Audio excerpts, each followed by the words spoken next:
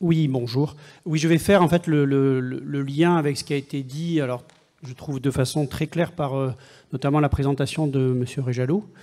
Et je vais essayer d'introduire assez rapidement, on n'a pas énormément de temps, mais des notions de contexte, donc de marché et de consommateur.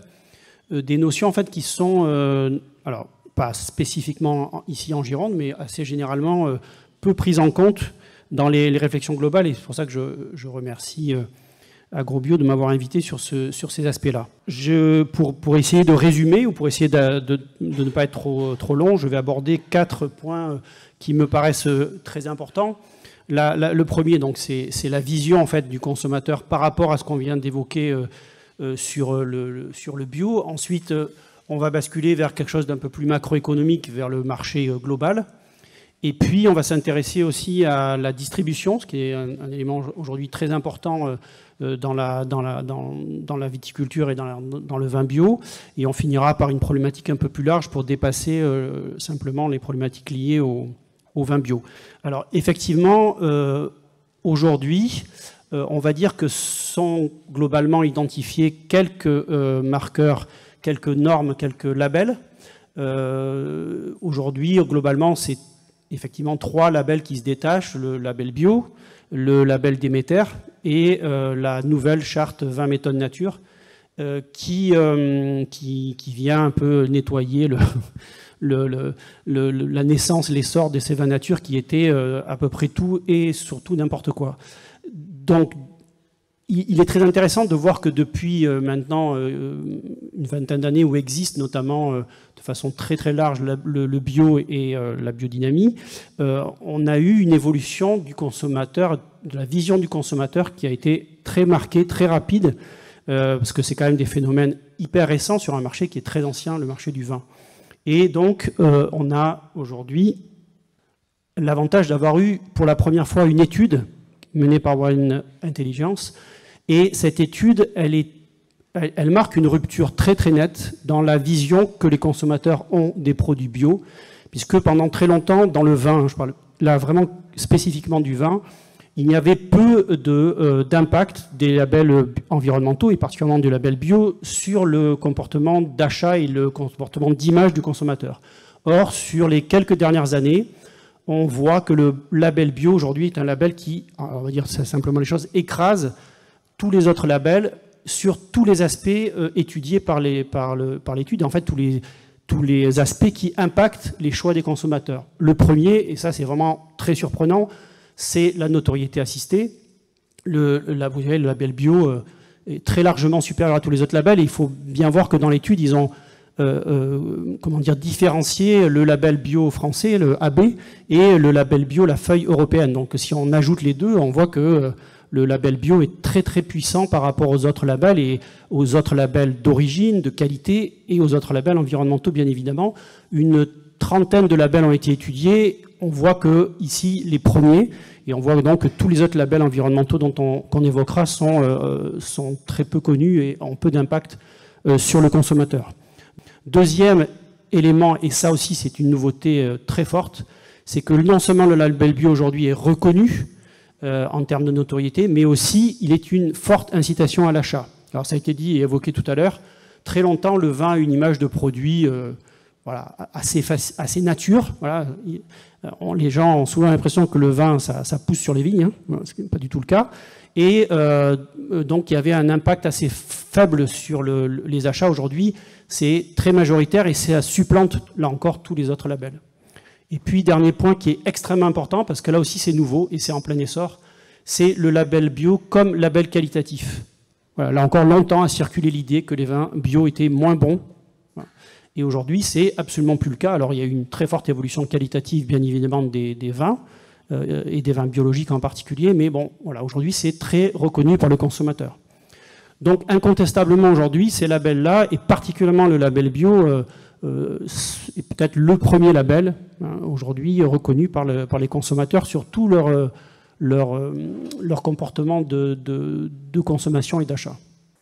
Alors, on en tire aujourd'hui hein, une interprétation, une segmentation en fait, de l'approche par le consommateur des vins, des hiérarchies en fait qui se dessinent et qui se traduisent notamment dans les comportements d'achat, dans les capacités aussi à payer, c'est-à-dire dans le fait que le consommateur est prêt à donner un prix à ces hiérarchies.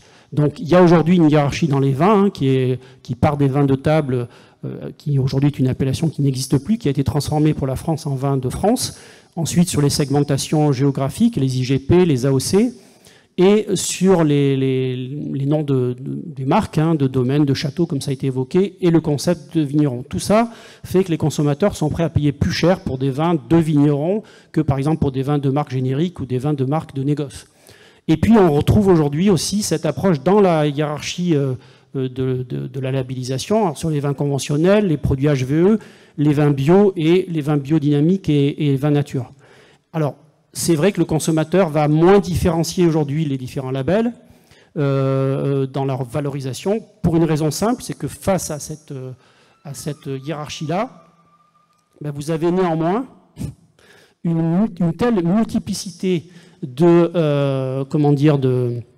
labels qui sont tous des labels privés, hein, ça a été évoqué tout à l'heure, contrairement au label bio qui est le seul label reconnu au niveau européen, mais vous avez une multitude d'initiatives privées qui, alors pour les plus anciennes, une des plus anciennes c'est Terra Vitis, mais aujourd'hui se multiplient sur des concepts assez farfelus parfois, comme le vin vegan par exemple, et qui font que ça brouille beaucoup l'image des labels auprès des consommateurs, et que donc les consommateurs vont se réfugier vers les labels qui sont à la fois les plus reconnus, les plus connus, et surtout les plus crédibles.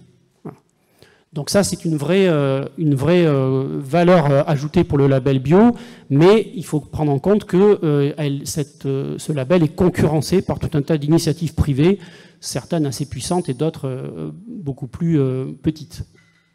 Alors, si on élargit notre regard et qu'on regarde ce qui se passe au niveau du marché, ça a été extrêmement bien expliqué tout à l'heure dans la présentation, entre guillemets, de la géographie des vins ici sur le département, mais si on élargit un peu plus, il faut quand même voir que nous sommes dans un contexte mondial souvent peu appréhendé de cette façon-là, où on a une surface de vignes plantées dans le monde qui a baissé assez largement depuis 20 ans, et dans laquelle vient s'inscrire aujourd'hui les surfaces de vins plantés en bio, qui ont explosé, hein, bien évidemment, depuis 2007, mais qui sont encore assez limitées, hein, puisque le vin bio, c'est à peu près 500 000 hectares plantés dans le monde sur 7 300 000 hectares, ce qui représente moins de 7% des surfaces. Et si on regarde l'impact de ces 500 000 hectares de vin bio, on voit que dans les pays traditionnels comme les nôtres, et si on enlevait du marché mondial l'opérateur assez particulier qui est la Chine, on voit quand même que cette dynamique de plantation, de conversion en bio plus exactement, elle s'inscrit vraiment à l'envers de la tendance mondiale qui est plutôt une tendance de décroissance en termes de surface. Donc c'est intéressant de voir qu'il y a cette dynamique marché, cette dynamique de consommation, elle vient aussi quelque part sauver un certain nombre de surfaces plantées en vigne, et qu'elle permet de présenter une forme d'alternative à ces phénomènes. Alors en France, ça a été dit, je vais le répéter rapidement, mais moi j'avais pas 16% en Gironde, j'avais que 12%, enfin ça dépend des sources et des années, mais globalement on voit qu'il y a une dynamique, bien évidemment. Simplement, cette dynamique, elle reste, il faut le dire, très minoritaire. Hein. Je veux dire, 14% de vignes plantées en bio en France, 12 ou 16%, peu importe, en Gironde, c'est énorme par rapport aux tendances, mais ça reste extrêmement minoritaire. Alors, si on regarde aussi par rapport à la production mondiale, ben on voit bien que la production mondiale, qui aujourd'hui est assez stable, autour de 270 millions d'hectolitres, eh bien, elle est assez faible en bio, malgré une dynamique de production et de consommation qui est très très forte. On produit de plus en plus de bio, on consomme de plus en plus de vin bio, mais cette consommation-là, cette production-là reste une niche du marché du vin. Si on regarde la consommation dans les différents pays du monde, on se rend compte qu'on a un marché qui est aussi, là encore, en très forte croissance, qui est par contre concentré sur une dizaine de pays. Ça veut dire que la labellisation, l'approche des vins bio, elle est essentiellement liée à comment dire, l'état des consommateurs et la vision qu'ont les consommateurs des produits qu'ils achètent et des vins qu'ils achètent. Il y a peu de pays finalement où le bio est aujourd'hui majoritaire, ou en tout cas le bio est une tendance de fond extrêmement forte. On peut par exemple prendre les États-Unis, on peut prendre la France ou l'Allemagne, qui sont des pays où le bio se développe énormément, et on voit que c'est une fois qu'on sort les 7 ou 8 premiers pays, après dans les autres pays d'export dans le monde, c'est assez insignifiant. Voilà, c'est ce que je vous montrais tout à l'heure. Voilà les principaux pays, les 10 plus gros marchés qui concentrent la quasi-totalité de la consommation des vins bio. Alors, maintenant, si on s'intéresse, toujours dans une approche un peu macroéconomique, au marché du vin global, on se rend compte que, et ça c'est aussi une donnée qui est très peu exploitée en France, voire ignorée dans certaines filières, dans certaines régions, on a un marché mondial qui se caractérise, l'OIV le montre tous les ans, par une tendance qui est nouvelle, qui a une vingtaine d'années à peine, où en fait on produit de façon assez insuffisante par rapport aux tendances du marché, c'est-à-dire à la consommation d'un côté et à l'utilisation d'une partie de la production de vin pour des besoins plus industriels que sont par exemple les alcools ou les vinaigres. Et donc en fait on est sur un marché qui tendanciellement depuis maintenant quasiment 20 ans est un marché en sous-production. En fait on se rend compte que si on voulait réellement équilibrer le marché, alors ce que l'on entend beaucoup en France qui est peu pertinent, mais si on voulait équilibrer offre et demande, il faudrait qu'on produise beaucoup plus. Alors que vous avez vu, on baisse la surface et donc la production est assez stable. Donc dans ce contexte-là, le fait qu'on ait aujourd'hui une dynamique de plantation, une dynamique de production et une croissance très forte de la production dans le bio, ça permet aussi d'ouvrir aux producteurs, aux viticulteurs, des perspectives nouvelles. Parce que finalement, dans un marché qui est relativement stable, où la croissance de la consommation, en tout cas, est une croissance qui est très très lente, et où finalement la production a beaucoup de mal à s'adapter à cette croissance mondiale, eh bien, le bio, lui, présente une alternative très dynamique et beaucoup plus facile à appréhender pour le vigneron qui sait que le marché du bio croît, alors qu'il ignore souvent la croissance de la consommation mondiale de vin. Donc, troisième point, ce qui est aussi intéressant dans le vin bio et extrêmement particulier, c'est la façon dont il est distribué. Alors, j'ai pris bien sûr l'exemple de la France, mais c'est assez partagé dans les différents pays dont j'ai parlé tout à l'heure, les 10 principaux marchés. Le vin bio, il est distribué de façon très particulière. Donc, vous avez en haut le marché du vin global en France, vous avez ici le marché bio de tous les produits agricoles, et puis vous avez en bas le vin bio, et on se rend compte que le vin bio, c'est une vraie particularité du produit. Il est minoritairement distribué dans le circuit massif, qui est le circuit de la grande distribution, et il est encore extrêmement appuyé sur la vente directe, producteur au consommateur, et sur la vente en magasin spécialisé. Et ça prouve aussi que pour le consommateur, acheter un produit bio, c'est pas simplement acheter un label dans un magasin habituel, c'est aussi réfléchir. Alors on peut parler de citoyen consommateur par exemple, mais c'est aussi réfléchir au circuit de vente où il va s'approvisionner, aux circuits courts notamment, qui sont aujourd'hui extrêmement majoritaires dans la distribution des vins bio. Alors c'est un phénomène intéressant aussi parce que longtemps les producteurs de vins bio ont ignoré la grande distribution et on voit aujourd'hui quand même que cette grande distribution dans le vin, elle se développe et qu'il va falloir aussi l'approvisionner, d'où les problématiques dont je parlais tout à l'heure, macroéconomiques, de manque de volume.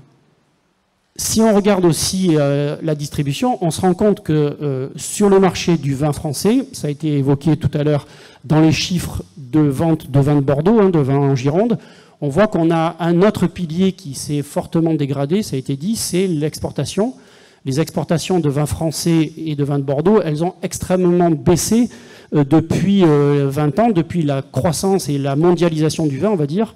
Et la France, là, si c'est les exportations françaises, si on prenait les exportations de Bordeaux, c'est pareil, c'est même pire, a fortement perdu en fait en poids mondial, ce qui veut dire que nos débouchés de vin français, de vin de Bordeaux, de vin de Gironde, elles se sont rétrécies. Et les chiffres qui étaient exposés tout à l'heure sur la baisse de plus de 2 millions d'hectolitres en 10 ans de ventes de vin de Bordeaux, qui sont passés de 6 millions, de plus de 6 millions à moins de 4 millions, s'explique aussi en grande partie par ces chiffres-là, c'est-à-dire le fait que les parts de marché des vins français et de Bordeaux ont quasiment été divisés par 2 en l'espace de 20 ans.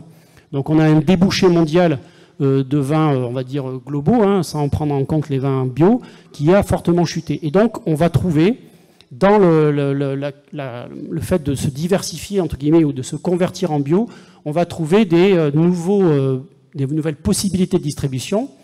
Alors en France, parce que vient se créer et aujourd'hui exploser la distribution de vins, des grandes surfaces qui sont spécialisées dans le bio.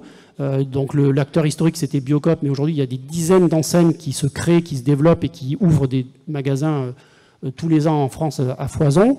Et que dans ces circuits de distribution, qu'ils soient les circuits spécialisés ou les circuits traditionnels de la grande distribution, par exemple, eh bien, on voit qu'on a une valorisation supplémentaire des vins bio par rapport aux vins conventionnels. Hein, c'est 17% pour les vins d'AOP. Et on a une croissance très forte de la vente de vins dans ces circuits-là. En grande surface française, c'est le seul segment qui a progressé ces 10 dernières années. Hein, la grande distribution, elle a perdu 22% des ventes de vins en 10 ans et elle a progressé sur les vins bio de plus de 10%. Donc on voit que c'est un relais de croissance pour la distribution classique. Et dans la grande distribution spécialisée, eh bien, vous avez aujourd'hui, dans toutes ces grandes surfaces spécialisées, vous avez des rayons de vin qui n'existaient pas, par exemple, chez Biocoop, il y a encore quelques années. Voilà. La difficulté, c'est qu'on a des acteurs, alors en GD traditionnel, comme chez la grande surface spécialisée bio, qui sont en fait des gens peu spécialistes du vin, et que donc on a la vraie particularité, le vrai problème pour les metteurs en marché, pour les producteurs, c'est qu'en grande surface spécialisée en France comme en Europe, on a peu d'achats directs. Très paradoxal, puisque les consommateurs pensent aller en GSS faire du circuit court, par exemple, et en réalité, on se rend compte que dans les processus d'achat de la plupart de ces enseignes, vous avez des plateformes, et dans les plateformes, vous avez beaucoup de consultants, de grossistes, qui se constituent pour des raisons de logistique essentiellement, et qui viennent en fait percuter les marges, comme ça a été dit aussi tout à l'heure, et qui donnent en fait qui commencent à donner au vin bio une image de vin cher. Voilà, ce qui n'est pas plus que ça. Voilà, donc vous avez des problématiques très fortes et des évolutions extrêmement rapides qui vont nécessiter, ça a été dit dans la présentation de la transition vers le bio, une stratégie globale qui inclut aussi des stratégies de commercialisation et de positionnement de prix, pour éviter en fait que la croissance de la consommation de bio ne desserve en fait quelque part les producteurs de vin. Alors, si on globalise tout ça et qu'on essaye de faire une espèce de problématique qui dépasse le bio, on se rend compte qu'en fait, au départ, le consommateur ne percevait pas le vin bio autrement que comme une démarche environnementale, et que petit à petit, les effets historiques, c'est-à-dire le fait que les vins bio étaient peu liés à la santé, peu liés au goût, peu liés en fait à l'authenticité du produit, petit à petit ces problématiques sont dépassées. Le consommateur comprend en fait que dans le bio, il y a un certain nombre de valeurs et que c'est le seul ou la seule façon de garantir que ces valeurs sont réellement respectées. Voilà. C'est-à-dire que le label bio, ça a été dit, c'est le seul label qui permet d'être sûr que la nature est respectée, d'être sûr que l'environnement, la santé sont vraiment respectés.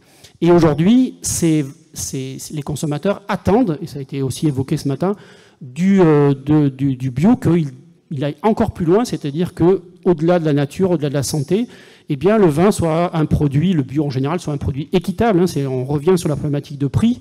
C'est pas cohérent que le bio, par exemple, devienne un produit de luxe ou un produit réservé aux catégories socio-professionnelles les plus aisées, et qui est du circuit court, qui est de l'achat responsable, de l'achat citoyen. Et le bio est aussi un des labels les plus sûrs et les plus faciles à reconnaître pour le consommateur, pour tout ce qui est le lien entre le producteur et lui, entre le territoire et lui, entre le terroir et lui. Voilà. Donc, si vous voulez, l'avantage, c'est que le bio peut paraître aujourd'hui comme étant le label le plus cohérent aux yeux du consommateur. Encore faut-il que les producteurs, les metteurs en marché, ne dévalorisent pas ce label et lui donnent des aspects au-delà de la simple certification, c'est ce qui a été dit, c'est-à-dire que ça soit une stratégie globale et non pas juste une stratégie liée à l'amont. Voilà. De la vigne au consommateur, et ça a été aussi évoqué ce matin, le producteur bio, le vigneron bio, est quelqu'un qui a souvent une réflexion qui précède largement sa conversion. Hein, ça a été évoqué, c'est pour ça que beaucoup, par exemple, de bio sont passés par des étapes comme la HVE. Et les gens qui ont aujourd'hui fait la conversion ou qui sont en cours de conversion sont des gens qui ne s'arrêteront pas de réfléchir et qui ne s'arrêteront pas au seul label et qui vont réfléchir à d'autres éléments, comme ça a été évoqué sur l'agroforesterie par exemple, comme l'impact aussi de leur travail, y compris en bio, de leur impact carbone, sur la responsabilité sociale, hein, ça a été aussi évoqué sur les problèmes qu'il y a dans l'emploi des salariés, le paiement des salariés, le recours à des sociétés extérieures. Tous ces éléments-là, en fait, vont permettre aux producteurs bio d'être des acteurs, en fait, en termes d'innovation et d'être toujours en avance. Voilà. Et juste aussi pour rebondir sur un des sujets qui a été évoqué ce matin, il ne faut pas penser aujourd'hui que si tout le monde était bio, ça serait un drame. Voilà. D'abord parce qu'on en est très très très très loin. Au maximum, on est entre 10 et 15% des producteurs qui sont bio, donc c'est quand même très minoritaire, que malgré la tendance de très forte croissance, on n'est pas prêt de convertir tout le monde. Et ensuite, parce que cette conversion-là, elle est fortement attendue par le consommateur, et éventuellement, le jour où tout le monde serait bio, eh bien, les premiers bio, ceux qui sont déjà convertis, ils seraient déjà bien au-delà. Voilà. Et notamment sur tous ces aspects-là. Donc il y aura toujours un avantage à être les premiers. Et puis, si tout le monde était bio demain, peut-être que ça réglerait pas mal de problèmes sociaux, sociétaux, des problèmes de relations, de voisinage, par exemple, comme ça a été dit. Et sur un territoire où le maillage, en fait, ville, production est très fort, comme en Gironde, si tout le territoire était bio, je pense que la cohabitation serait aussi beaucoup plus facile parce que les gens ne reconnaissent que ça, voilà, que ce label-là. Donc voilà, je pense que c'est très intéressant de prendre le bio comme un point d'appui sur tous les aspects qui sont liés à la stratégie des producteurs de vin, et particulièrement en Gironde, pour les raisons qui ont été très bien exposées tout à l'heure, parce que la Gironde est un des départements où l'image du vin a été la plus dégradée sur ces 20 dernières années à cause de tous les bashings dont on a parlé, et à cause d'un élément qu'il ne faut pas que vous oubliez, parce que c'est la principale raison de toutes les détériorations d'image, c'est que quand il y a un leader, et Bordeaux est un leader à la fois d'image et de volume au niveau mondial, hein, c'est une référence absolue au niveau mondial, tous les concurrents, tous les nouveaux concurrents, ils commencent par taper sur le leader. Hein, on ne va pas s'inscrire, quand on sort un nouveau vin, une nouvelle appellation, un nouveau pays émerge, il ne va pas s'inscrire face à des appellations peu connues ou non référentes. Par contre, dès qu'on parle vin, on parle Bordeaux. Donc dès qu'on veut s'inscrire contre un concurrent, on s'inscrit contre Bordeaux. Donc c'est aussi une des raisons pour lesquelles les journalistes, la presse notamment, les consommateurs, les influenceurs, les acheteurs, ils commencent par taper sur Bordeaux. Voilà. Et Bordeaux, malgré tout ce qu'on vient d'expliquer, reste un leader mondial d'image et de volume. Je vous remercie. Oui, bonjour, Camille Bouillet, de la communauté de communes du Grand Saint-Émilionnais. Je suis chargée de l'aménagement touristique sur le territoire. Oui. Et j'ai une question par rapport aux consommateurs. Est-ce que ces consommateurs peuvent être aussi des visiteurs ? Est-ce que ça va les sensibiliser ? C'est la question qu'on se pose nous, parce qu'il y a de plus en plus de labels, vous l'avez montré notamment sur la partie consommation, mais aussi sur la partie touristique. Et avoir trop de labels, est-ce que ça le tue ou au contraire, est-ce que ça peut aider certains châteaux, des plus petites propriétés ? On est sur un territoire où il y a de tout en taille. Et du coup, est-ce que vous pensez que ce consommateur peut être aussi un potentiel visiteur ? Alors, ça a été aussi évoqué. Il est évident qu'à partir du moment où on a des territoires de très forte attraction touristique, alors Saint-Émilion, c'est le pôle le plus important, ça crée du trafic, donc du tourisme de masse ou pas d'ailleurs. Et donc, c'est forcément, les touristes, quand ils viennent, ils sont en attente de produits touristiques et de produits liés au territoire qu'ils pourront ramener chez eux ou consommer, dont le vin, bien évidemment. Enfin, en tout cas, à Saint-Émilion, c'est le cas, et dans toute la Gironde. Donc oui, le fait qu'il y ait des touristes, ça fait une forme de cercle vertueux, on va dire, où les touristes sont des consommateurs potentiels, les consommateurs de vin sont des touristes potentiels, et on lie le tourisme et le vin. Moi, j'aime pas trop le mot œnotourisme, mais j'aime bien lier tourisme et vin. Voilà. Après, quand vous développez des produits de tourisme, Et c'est une des raisons pour lesquelles il y a aujourd'hui beaucoup de conversions dans les grosses propriétés ou dans les propriétés qui sont très investies dans le tourisme. C'est que quand vous développez un produit de tourisme et que, par exemple, vous amenez les gens dans vos vignes, aujourd'hui, si vous vous baladez dans des vignes, vous allez visuellement très très vite faire la différence entre un conventionnel pur, un 100% chimique, pour prendre l'extrême, et puis un bio. Voilà. Et le consommateur le voit. Voilà, donc forcément, et puis en plus, si vous voulez, il se balade, hein, donc lui aussi, dans ses promenades, il peut être soumis au traitement et aux questions. Voilà, la plupart des vignerons qui font du tourisme, ils sont questionnés sur la partie environnementale. Donc il est clair qu'on peut imaginer à terme, surtout si on voit les limites aujourd'hui qui ont été exposées ce matin du tourisme de masse et des impacts que ça peut avoir sur les territoires, il est clair que si on veut faire un tourisme beaucoup plus qualitatif, beaucoup plus rentable aussi, il faut se poser sérieusement la question des normes environnementales, c'est évident. Les touristes vont avoir du mal à venir dans des lieux qui ne sont pas protégés ou qui ne sont pas dans des démarches de protection de l'environnement. Alors ça se voit, vous le voyez même dans le Médoc. Beaucoup de propriétés, les grandes propriétés de prestige ou les grandes propriétés qui ont beaucoup de visiteurs sont en général déjà converties. Bon, il y a un exemple ici. Hein.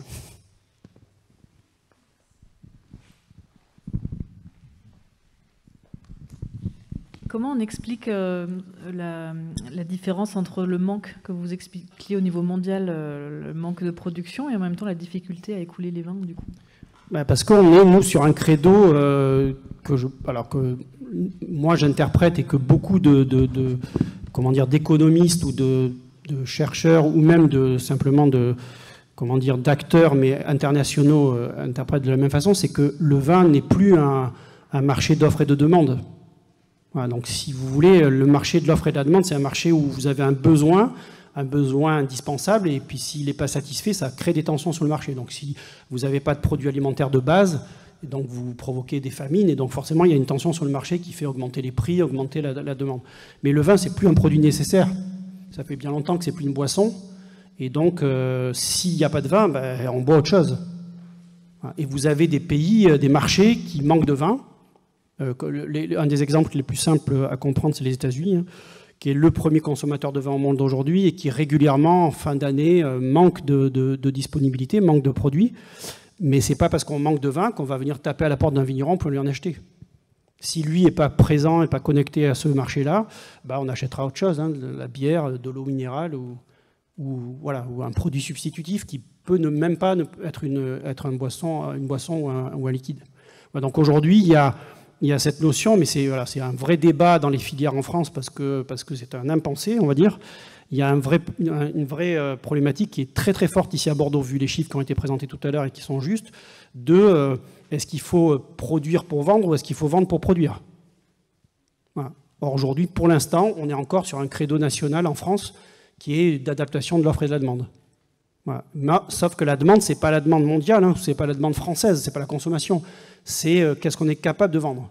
Donc il y a une espèce de cercle vicieux qui s'est instauré où moins on vend, moins on produit, et moins on produit, moins on vend. Voilà.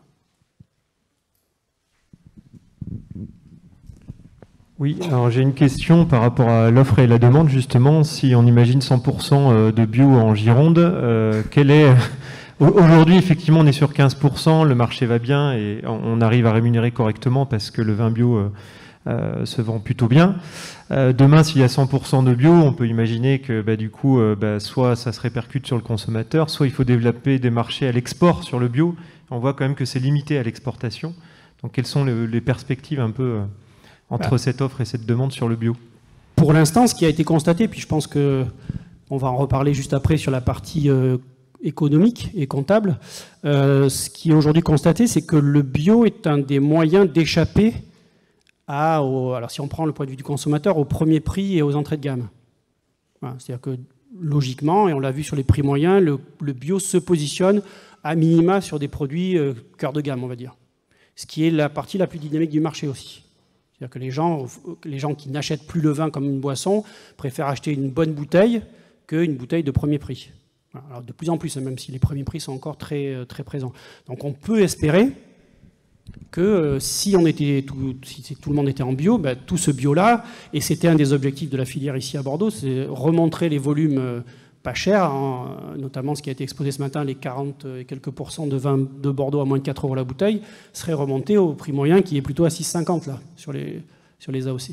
Après, ça ne peut se faire, et c'est pour ça que la notion qui a été exposée tout à l'heure sur l'agrobio, sur la stratégie globale est essentielle. Ça ne peut se faire que si en parallèle de la conversion, c'est-à-dire la partie technique, la partie amont, il y a aussi une stratégie de commercialisation pour profiter des attentes des consommateurs, de circuits courts, de produits valorisés.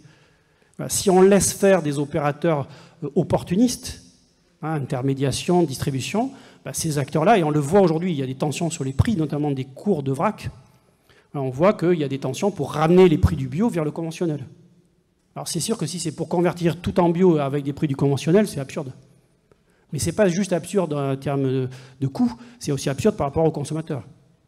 Un consommateur, ça ne l'intéresse déjà pas beaucoup un vin conventionnel à 3 €, donc ça va encore moins l'intéresser un produit bio pas cher. Alors il ne s'agit pas de, c'est ce que je disais tout à l'heure, il ne s'agit pas non plus de faire croire ou de mettre en marché des produits bio très chers.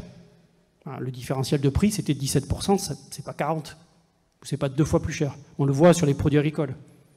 Vous pouvez accepter de payer votre kilo de tomate bio un peu plus cher que le conventionnel, mais si la tomate bio est à 9 €, ce qui est le cas aujourd'hui sur beaucoup de marchés à Bordeaux, qui peut l'acheter, quoi? Ouais, donc voilà, il faut faire attention à ça, et ça implique des acteurs de production, de mise en marché qui maîtrisent leur marché. Voilà, donc c'est potentiellement, si on inclut dans la stratégie de conversion une stratégie aussi de mise en marché et de commerce, on doit pouvoir tenir les marchés bio, c'est-à-dire l'évolution de la consommation, hein, vers des produits plus qualitatifs, hein, qui ont plus de sens, et donc qui ont un certain prix. Dépendre moins de la grande distribution qui va essayer de tirer les prix vers le bas, mais à l'export, c'est... Alors, pas forcément de la grande distribution. Hein. Ouais, parce que la GD n'est pas forcément le secteur qui va le moins valoriser votre produit si vous êtes un producteur. C'est simplement, que ce soit en GD ou sur les grands circuits de distribution GSS, ou même chez les spécialistes, les cavistes par exemple, les grandes chaînes de caves, c'est qu'on soit maître de son mise en marché. C'est qu'il n'y ait pas des intermédiaires, par exemple, qui captent les marges. Voilà, juste ça. Si c'est ça, on peut massifier un marché, puisque c'est ce que vous dites, on peut massifier un marché en tenant les prix. Parce que c'est ce que demandent les gens. Hein, les gens ne demandent pas, pour prendre les exemples récents, les consommateurs ne demandent pas un Bordeaux à 1,70 €. C'est les acteurs du marché qui proposent aux consommateurs un produit comme ça. Et le constat, c'est que ces produits-là marchent de moins en moins. Si Bordeaux a perdu 2 millions d'hectos, c'est parce que Bordeaux n'a pas su, malgré les plans qui avaient été décidés, n'a pas su basculer ses volumes en cœur de gamme. Et que le marché, sur ses premiers prix, il s'effondre. Oui, vous nous avez présenté la commercialisation sur l'agriculture biologique. Est-ce que vous avez un retour d'autres démarches vertueuses qui ne sont pas en agriculture biologique, mais qui vont être sur l'agroécologie, par exemple, qu'on voit de plus en plus sur les étiquettes de bouteilles de vin, et qui existent, même s'il n'y a pas effectivement de cahier des charges officiellement reconnu, quoi. Oui, alors c'est ce que j'ai voulu montrer tout à l'heure dans tous les labels. Le problème, si vous voulez, c'est que même si les démarches en place sont très vertueuses, et qu'elles ont un réel impact. Bon, déjà, ce qu'il faut mesurer. Hein, pour l'instant, ce n'est pas encore tout à fait le cas. Les reculs n'est pas forcément là. Et puis, dans certains cas, il n'y a pas d'impact. Pour ça, pas pour l'agroforesterie, mais pour d'autres démarches. Encore faut-il que ça soit reconnu par le consommateur. On voit qu'il a quand même fallu, je sais pas, une bonne dizaine d'années, peut-être même une bonne vingtaine d'années, pour que le consommateur reconnaisse et donne de la valeur au label bio. Ah, donc aujourd'hui, on peut imaginer que même si... comme je l'évoque là, on peut, entre guillemets, dépasser la problématique liée qu'au bio. Ça restera quand même, ça reste en tout cas pour au moins une bonne période, ça restera la référence pour le consommateur. Et je pense qu'il est dangereux de multiplier les labels. Alors, on l'a vu tout à l'heure, quand il y a trop de labels, on finit par effacer les labels. Et donc, heureusement, il en reste quand même au moins un. Voilà. Mais ils auraient pu très bien emmener le label bio, notamment dans le vin, dans le fossé, quoi. Donc aujourd'hui, on peut s'appuyer sur ce label-là, lui donner peut-être après l'enrichir. Voilà, mais de toute façon, ça a été fait. Le label bio aujourd'hui, c'est pas tout à fait le même qu'il y a plusieurs années. Il s'est aussi européanisé. Enfin, voilà, donc on peut poursuivre la démarche pour que ce label-là ait encore plus de sens, s'adapte encore plus aux besoins des gens ou aux nécessités aussi de la production. Mais je pense que c'est compliqué de multiplier les labels. Parce qu'après, les gens se demandent pourquoi on a mis de la HVE, par exemple. La HVE, c'est un très très bon exemple. Oui. Ça a été sorti, extrêmement promotionné, et puis les consommateurs, ça a fait pchit. Hein. Oui, mais parce que tous les agriculteurs ne peuvent pas aller vers l'agriculture biologique, techniquement, je veux dire. Donc c'est un intermédiaire qui mériterait aussi d'être valorisé et de ne pas être mis dans le même sac, si on peut dire, que les conventionnels. Voilà. Oui, mais c'est un intermédiaire qui mériterait effectivement. Mais je suis entièrement d'accord. C'est ce qu'on a dit, ce qui a été dit. Il y a des parcours et ces parcours, ils devraient être valorisants. Sauf que réellement, ils le sont pas. Oui, vous n'avez pas encore de retour. Ah non, mais c'est clair. On le voit. Enfin, le meilleur exemple, c'est juste si on regarde sur la partie bio, c'est les 3 ans de conversion. Voilà, personne n'a réussi à valoriser ces 3 années. Il y a même des grands distributeurs qui ont essayé de le faire. Il y a Carrefour, pour prendre l'exemple, a essayé à un moment donné d'acheter, de mieux acheter, entre guillemets, parce que c'est pas forcément les rois pour ça, mais de mieux acheter les vins en conversion, et puis le problème c'est que le consommateur les reconnaît pas. Donc voilà, c'est dur, c'est pour ça que ça a été très justement dit, on peut pas considérer que c'est un parcours, on peut pas claquer des doigts et se convertir. Voilà, donc c'est de plus en plus dur pour les gens qui ne sont pas dans des démarches entamées et qui vont pas vers un label. Voilà, mais c'est négatif ce que je vous dis là, mais en même temps, je pense que c'est intéressant pour le label bio, et c'est aussi intéressant de voir que malgré les moyens qu'on peut mettre en place, le consommateur avale pas n'importe quoi et finit par reconnaître ce qui est le plus cohérent, entre guillemets. Après, on peut critiquer, mais ce qui est le plus cohérent.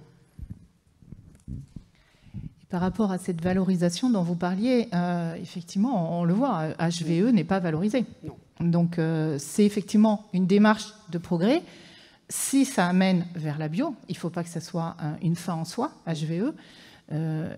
Tel que le cahier des charges est actuellement, il nécessite évidemment d'être revu. Tout le monde, et je pense, il y a beaucoup d'études là-dessus, notamment l'IDRI qui l'a montré. Donc HVE nécessite une amélioration, mais en tout cas, une bouteille HVE n'est pas valorisée. C'est certainement une facilité d'accéder à un marché, peut-être, sur la demande croissante du négoce, sans doute, mais ce n'est pas du tout valorisé comme une bouteille bio. Si vous appelez vigneron demain un caviste pour proposer votre vin, la première question qu'il vous pose, c'est quelle démarche environnementale vous avez. C'est tout. En fonction de ça. Et quel label. Voilà. Parce que si vous n'êtes pas bio, alors biodynamie, par exemple, c'est aussi reconnu par les cavistes.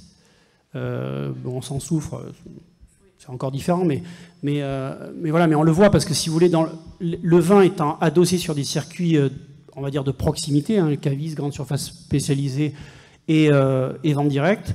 La valorisation, elle est beaucoup plus facile à aller chercher. Mais c'est théorique.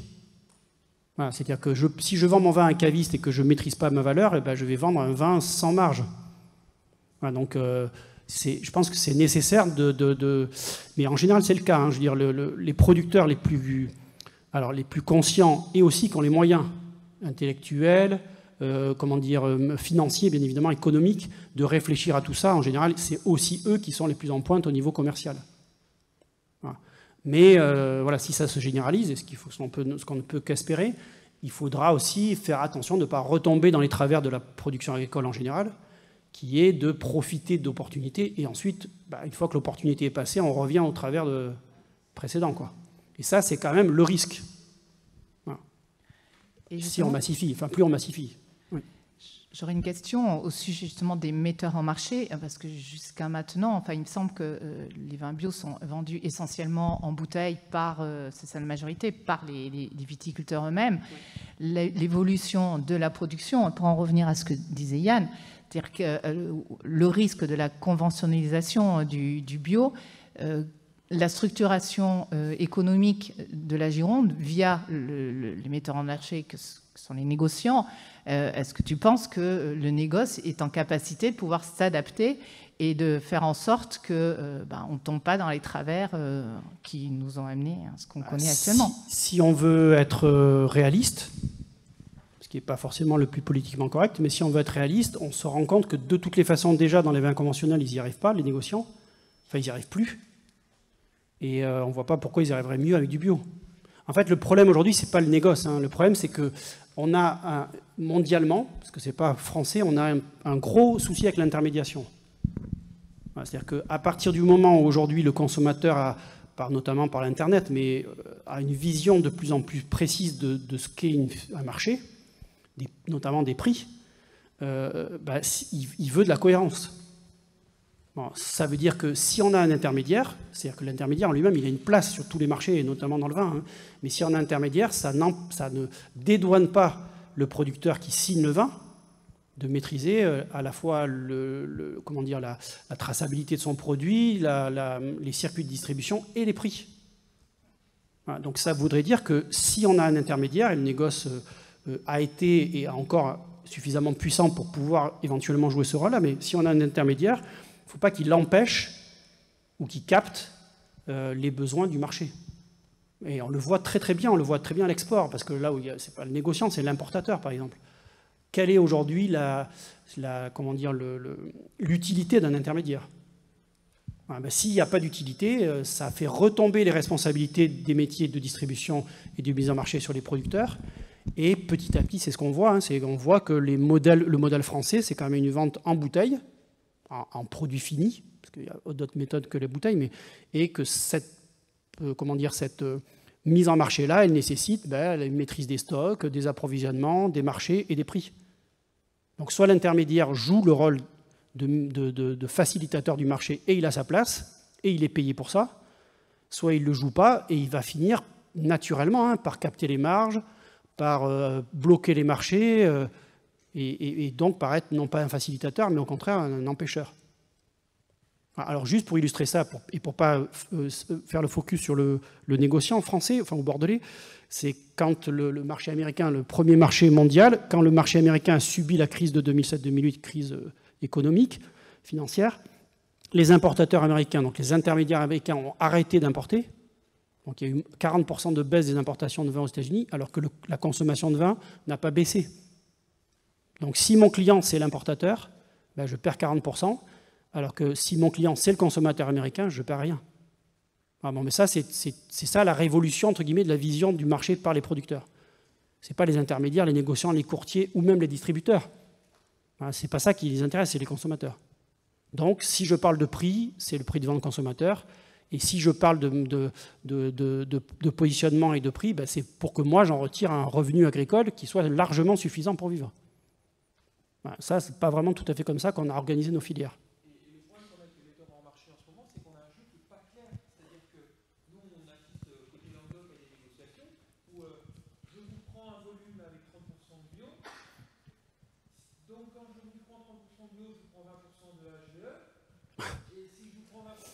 Je vous prends 50% du conventionnel.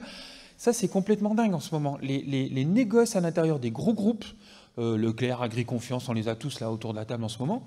Ils viennent chercher du bio en vrac ou en bouteille, mais ils viennent et ils imposent le prix, mais ils en veulent parce qu'ils en ont besoin. Et derrière, ils disent, de toute façon, le conventionnel classique, non labellisé, on parlait de labellisation tout à l'heure, je ne vous le prends pas si vous n'avez pas au moins 20% de HVE. Et je vous prends parce que je vous prends 30% de bio à côté. Et là, on est en train de dire, mais qui c'est qui fait le jeu de l'offre et de la demande? Donc, par rapport aux producteurs, c'est complètement déstabilisant parce que finalement, une copée, chez nous, on en a plusieurs de grande taille, qui font 200... Alors, grande taille, chez nous, c'est 200 000 hectos. Languedoc, il ne faut pas exagérer non plus. On ne parle pas des mêmes volumes. Sur 200 000 hectos, ils disent, alors, on va valoriser un peu plus nos labellisés HVE, payer un peu plus cher les bio parce qu'ils vont nous permettre de vendre les conventionnels. Et là, au sein des coopérateurs, il y a un jeu malsain. On voit les discussions entre eux, on est en train de créer des tensions qui sont terribles. Et alors que ce qu'on avait sur le bio depuis quelques années, c'est que, vu leur prix de départ chez nous en bouteille, je disais, ils ne vendaient pas plus cher, mais ils vendaient tout, les volumes, et surtout, ils avaient des coûts pour vendre ça qui étaient largement diminués. C'est-à-dire que tous ceux qu'on a convertis entre 2010 et 2015 disaient, avant, il me fallait 25 jours de salon pour vendre mon volume. Maintenant, je fais 4 jours de salon, j'ai tout vendu. Donc, je ne vendais pas forcément plus cher à la bouteille, mais par contre, j'avais des coûts de vente qui étaient énormes. Et les gens disaient, être 20 jours de plus à la maison, ça n'a presque pas de prix, quoi, économiquement. Le problème, c'est que ce qu'on a aussi sur une région comme vous qui explose au niveau du bio, c'est que maintenant, on a quand même de plus en plus d'offres et dans le même segment de vente, de la bouteille en cave particulière, tu es venu l'autre jour chez nous, mais en cave particulière, sur des petites appellations, etc. Et là, ça y est, on commence à avoir les tensions des champs concurrentiels. Alors qu'en fait... Parce que dans ce que tu dis, il y a un élément qui est absent toujours des négociations, des discussions, c'est le consommateur. Donc on met des tensions entre les acheteurs de la filière, du producteur jusqu'au distributeur, et même au distributeur, on oublie le consommateur. Et il ne faut pas oublier que la grande distribution, l'acteur numéro 1 du marché en France, a perdu 22% de ventes sur le marché du vin en 10 ans. Ça veut dire que leur stratégie ne fonctionne pas. Parce que le marché du vin n'a pas baissé de 22% en consommation en 10 ans. Donc ils ont perdu des parts de marché au profit des autres circuits, les cavistes qui se sont complètement refait la cerise, pour, comme on dit, depuis 10 ans, la vente directe, etc. Et donc c'est comment croire des gens en échec, quelque part, et comment penser que ces gens-là sont ceux qui donnent le là du marché, ça ne veut rien dire. Donc c'est pas parce qu'un distributeur demande qu'un vendeur ou qu'un metteur en marché doit faire. Et c'est là, en fait, où la stratégie globale qui a été évoquée doit intervenir. Le producteur, quel que soit... Alors, en plus, on l'a vu en Gironde, les producteurs grossissent, ils se professionnalisent, entre guillemets. Ils se professionnalisent partout, sauf dans le commerce. Hein. Voilà, donc et alors, même sans parler de commerce, dans la connaissance du marché et du consommateur. Voilà, c'est quand même... et alors, s'il y a bien un aspect que le producteur peut, plus facilement encore appréhender quand il se convertit en bio, c'est bien le consommateur. Parce que dans le marché bio, il y a une écrasante majorité du marché pour l'instant qui est gérée par des acteurs de proximité. Donc où le consommateur est très facilement visible. Un caviste est en relation avec le consommateur. Les grandes surfaces spécialisées bio sont assez liées à leurs consommateurs, évoluent très vite. Pas le cas de la GD, par exemple. Voilà, donc on ne peut pas aujourd'hui imaginer un développement du bio, et notamment cette crainte un peu fantasmée là, de si tout le monde était bio. Voilà, on ne peut pas l'imaginer, cette conversion massive et ce développement, si on oublie le consommateur. Or, il faut regarder, hein, nous on a un produit transformé, mais dans les filières agricoles, le consommateur dans le bio, il est ignoré. Voilà, on arrive à vendre des tomates à 9 € le kilo, quoi. Voilà. Au marché des Capucins, dimanche dernier. 9 € le kilo de tomates bio locales. Hein, c'est-à-dire girondine ou du Lot-et-Garonne. 9 € le kilo. Ah oui, au marché des Capucins à Bordeaux, il y a des consommateurs qui achètent et qui ne se posent pas la question parce que c'est les catégories socio-professionnelles plus là. Mais ça, c'est pas le marché. Hein. C'est pas la masse du marché, c'est pas le consommateur en GD, c'est pas tous les Français. Donc le bio ne doit pas devenir le produit des CSP+ ou des bobos urbains.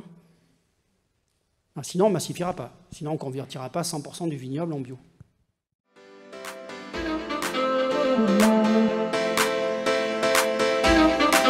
Good morning.